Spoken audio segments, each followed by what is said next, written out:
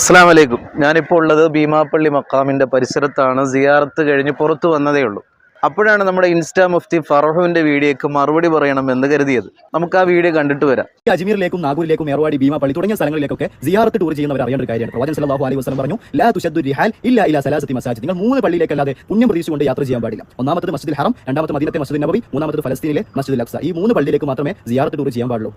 കണ്ടില്ലേ നിങ്ങൾ, 2 മഹാപൊട്ടത്തരങ്ങളാണ് ഈ ചെക്കൻ പറയണത്. ഒന്നാമത്തെ പൊട്ടത്തരം, പള്ളിയാണെന്നുള്ള പുണ്യം പ്രതീക്ഷിച്ചുകൊണ്ടാണ് സുന്നികൾ സിയാറത്തിന് പോകുന്നത്.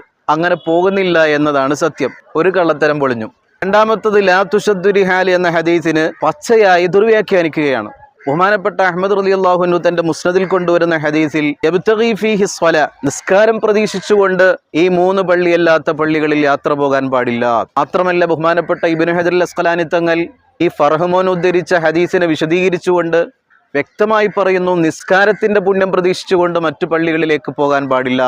അമ്മാ കസ്തു ഗൈറുൽ മസാജിദി, അപ്പോൾ മറ്റു പള്ളികൾ ഉദ്ദേശിച്ചുകൊണ്ട് യാത്ര പോകൽ ലി സിയാറത്തി സോലിഹിൻ, സോലിഹികാക്ക എന്നർത്ഥം വെക്കണ്ട, മഹാന്മാരെ സിയാറത്ത് ചെയ്യാൻ, അങ്ങനെ ഉദ്ദേശിച്ചുകൊണ്ട് യാത്ര പോകൽ ഈ നിരോധനത്തിൽ പെടില്ല എന്ന് ബഹുമാനപ്പെട്ട ഇബ്നു ഹജർ അൽ അസ്ഖലാനി തങ്ങൾ വിശദീകരിക്കുന്നു.